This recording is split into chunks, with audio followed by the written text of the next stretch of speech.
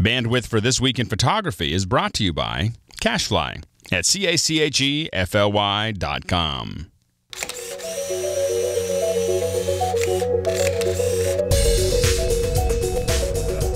So we're here at the Nikon booth, and this is another trend that I want to talk about. Of course, we talk a lot about Nikon. We talk about the D3 and the D3S and the D3X, and we talk about a lot of the high-end cameras on TWIP. But this is a smaller camera, but it's a trend that I think is important to see, which is touchscreen. So this is the S70. This is the Coolpix S70, and what you see here, one nice thing is I always forget. They go, oh, I got to turn it on or whatever. All you have to do is just pop that thing down, and it's going to turn right on for you. So instead of having it in the middle, you have the lens up in the top. Now they've given away. There's no rangefinder. You're going to look through this here. Now, if I hit home, look at that. It's a nice little it's a nice little graphic interface. So now you have a GUI where you can look at scenes.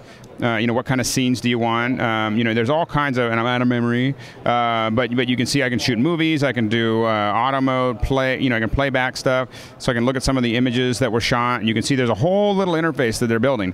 That's a pretty graphical one and a really nice one. Sony has a good one. A lot of people are adding this, and I think we're going to see this for a lot of these point and shoots. I think we're going to very quickly move away, and I think part of this is kind of the iPhone effect in some cases. But the idea that we don't really need all those buttons, and what's nice about that and why it really affects you is that as these companies start moving away from hardware solutions and have it all be an interface, it means that they can change features, they can add features, they can improve the interface as they get feedback. Now I know camera companies don't think that way very often, but we'd like them to think about that more.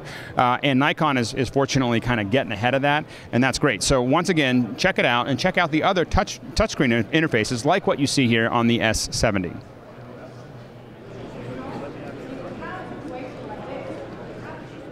Okay, so you're out in the water, you're swimming, you're kind of moving through it, and you see something beautiful, and you just want to take a picture of it. You just want to take some video of it. You're there. Well, now you can. That's what this is. This is the liquid image, these liquid image goggles, and what they have here is they've got a little camera up here, and this camera is going to let you do a 5-megapixel image, or you can shoot, in this case, 640 by 480 video. Now, there's a couple different versions of it, and I'm starting to fog up, so I'm going to take this off. I'm not out there in the water right now, and it's getting a little foggy. So anyway, so you've got this great little thing with the camera, and it's seeing what you're seeing for the most part, and so it really gives you an easy way to capture those moments that you wish you had when you were underwater. So what you have here is this is $99, this is $99, this is $150. This one isn't out yet. This is for skiing. So of course you're above the snow, you're over some water, some frozen water rather than under the water, but it's still water. And so you have this is going to be $150. It's going to come out in July. So for the next time you're at Vail or Breckenridge, you'll be set. So now down here, this one actually shoots 720 by 480. So this is actually going to be broadcast quality or something like it. And then you have up here. You have this is HD and HD. So these are both, and this is I believe 150, 250, 350.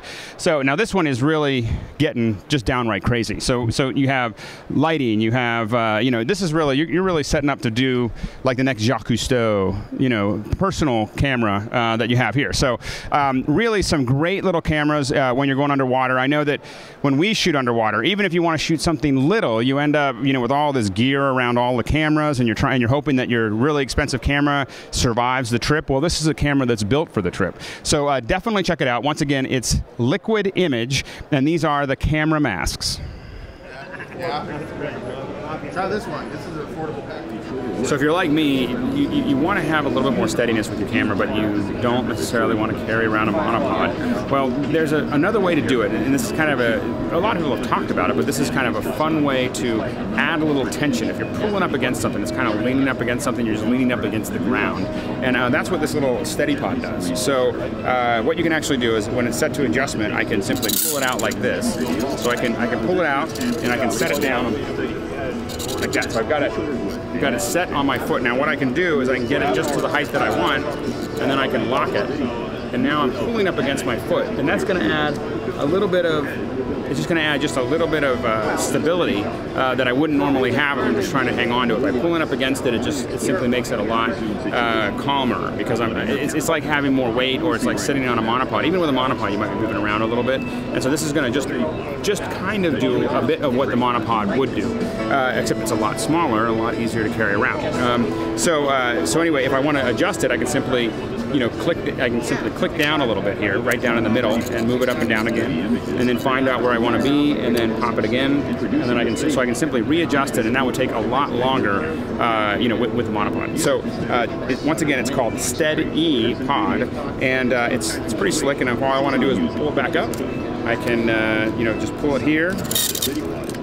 It's back there. I'm ready to go. I'm good to go. I can go anywhere else I want and start shooting, and it's definitely worth it. If this is something that you found, I really needed to have one of those. Having one of these may not be a replacement for a tripod or a Steadepod or a monopod, but it may be an extra thing in your backpack. So when you need one, you can at least get to something close. Once again, Steadepod.